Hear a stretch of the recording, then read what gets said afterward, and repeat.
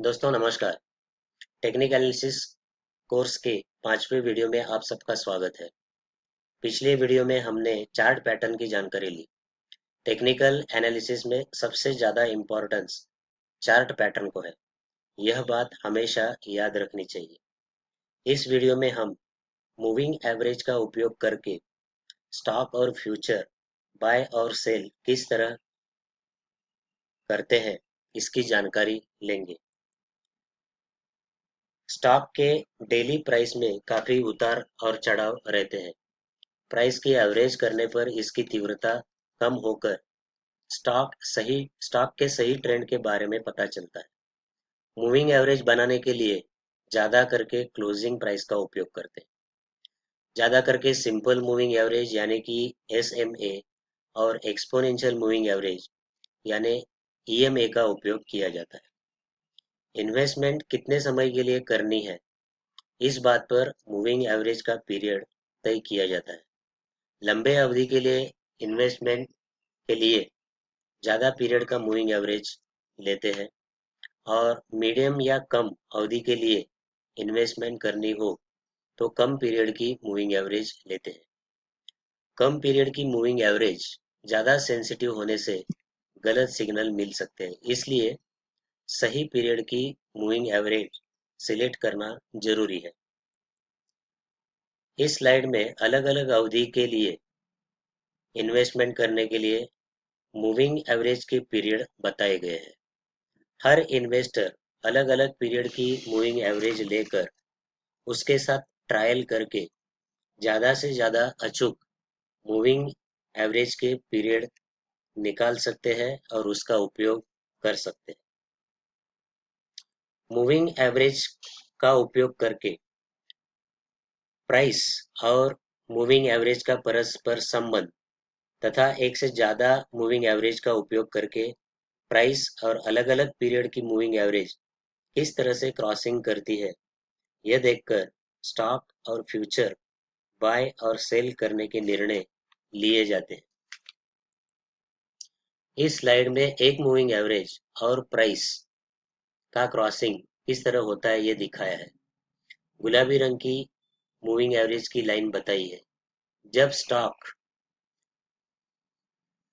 Moving average के ऊपर cross करने लगती है तब स्टॉक और फ्यूचर बाय करते हैं। क्रॉस करने पर 2 या 3 दिन तक अगर स्टॉक प्राइस मूविंग एवरेज के ऊपर ही है तब स्टॉक के बाय का निर्णय अचूक हो जाता है। इसके पहले अगर स्ट्रांग डाउन ट्रेंड हो तो यह बाय सिग्नल बहुत अपेक्षित परिणाम देता है। इसके बाद स्टॉक अप ट्रेंड में चला जाता है और फिर जब स्टॉक प्राइस मूविंग एवरेज को क्रॉस करके नीचे आने लगती है तब स्टॉक या फ्यूचर का सेल करने का सिग्नल मिलता है। इस स्लाइड में दो मूविंग एवरेज का उपयोग किया है। लाल रंग की मूविंग एवरेज कम पीरियड की है और गुलाबी रंग की मूविंग एवरेज अधिक पीरियड की है। ऐसी स्थिति में डाउन ट्रेंड के बाद जब प्राइस बढ़ने लगती है तब पहले वो कम पीरियड की मूविंग एवरेज को क्रॉस करके ऊपर जाती है। इसके बाद कम पीरियड की मूविंग एवरेज ज़्यादा पीरियड की मूविंग एवरेज को क्रॉस करके ऊपर जाने लगती है और 2 या 3 दिन ऊपर रहती है तब स्टॉक या फ्यूचर बाय किया जाता है। उसी तरह प्राइस और मूविंग एवरेज अप ट्रेंड के बाद नीचे की तरफ क्रॉस होती है तब स्टॉक या फ्यूचर सेल किया जाता है। इस स्लाइड में 3 मूविंग एवरेज का उपयोग किया है। कम पीरियड, मीडियम पीरियड और ज़्यादा पीरियड की 3 मूविंग एवरेज ली जाती है। इस चार्ट में 5, 13 और 26 पीरियड की 3 मूविंग एवरेज दिखाई है।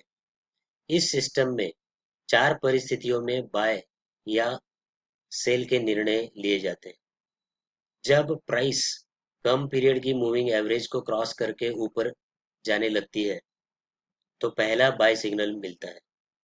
जब कम पीरियड की मूविंग एवरेज मीडियम पीरियड की मूविंग एवरेज को क्रॉस करके ऊपर जाने लगती है, तब दूसरा सिग्नल मिलता है। जब कम पीरियड की मूविंग एवरेज ज्यादा पीरियड की मूविंग एवरेज को क्रॉस करके ऊपर जाने लगती है, तब तीसरा सिग्नल मिलता है। और जब मीडियम पीरियड की मूविंग एवरेज ज्यादा पीरियड की मूविंग एवरेज को क्रॉस करके ऊपर जाने लगती है, तब चौथा सिग्नल मिलता है। इसी तरह से अप ट्रेंड के बाद अगर यही चार क्रॉसिंग एक के बाद एक नीचे की दिशा में होते हैं, तब सेल के सिग्नल मिलते हैं। रिस्क लेने वाले इन्वेस्टर पहले या दूसरे सिग्नल पर बाय या सेल करते हैं। ज्यादा सावधानी लेने वाले इन्वेस्टर तीसरे या चौथे सिग्नल पर बाय या सेल के निर्णय लेते हैं। जब तीन या ज्यादा मूविंग एवरेज का उपयोग किया जाता है, तब दो अलग अलग परिस्थितियों में बाय और सेल के काफी स्ट्रांग और अचूक सिग्नल मिलते हैं। उसमें पहली बात मूविंग एवरेज के संगम के बारे में।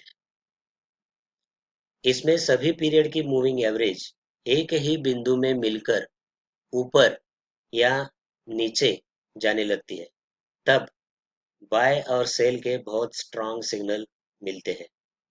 दूसरी बात यह है कि जब कोई भी कम पीरियड की मूविंग एवरेज उससे ज्यादा पीरियड की मूविंग एवरेज के पास आती है, लेकिन उसे क्रॉस न होकर फिर से पहले ट्रेंड की दिशा में बढ़ने लगती है या नीचे जाने लगती है, तब पहले का ट्रेंड बहुत स्ट्रांग होने के सिग्नल मिलते हैं और यहाँ पर बाय और सेल भी किया जा सकता है। इस स्लाइड में संगम होकर स्ट्रांग अप ट्रेंड दिखाई देता है और दो जगह वही ट्रेंड स्ट्रांग होने के संकेत मिलते हैं। इस स्लाइड में संगम होकर स्ट्रांग डाउन ट्रेंड बताया है और दो जगह यही डाउन ट्रेंड और अधिक स्ट्रांग होने के संकेत भी दिखाई देते हैं। कुछ इन्वेस्टर ज्यादा सावधानी लेकर स्टॉक में इन्वेस्टमेंट करते हैं, तब वे संकेत का कंफर्मेशन अलग अलग प्रकार से करते हैं। जैसे कि एक, दो या तीन कैंडल मूविंग एवरेज के ऊपर क्लोज होनी चाहिए, अथवा एक, दो या तीन कैंडल पूरी तरह मूविंग एवरेज के ऊपर तैयार होनी चाहिए। और साथ में ये भी देखते हैं कि मूविंग एवरेज की लाइन ट्रेंड की दिशा में हो गई है। दोस्तों, आशा करता हूँ कि आपको मूविंग एवरेज का उपयोग करके बाय और सेल किस तरह करते हैं ये अच्छी तरह से समझ में आ गया होगा। अगले वीडियो में हम ऑसिलेटर की जानकारी लेंगे। तब तक आप वीडियो देखते रहिए। अगर कोई सवाल हो तो कमेंट कीजिए, लाइक, शेयर और सब्सक्राइब कीजिए। धन्यवाद।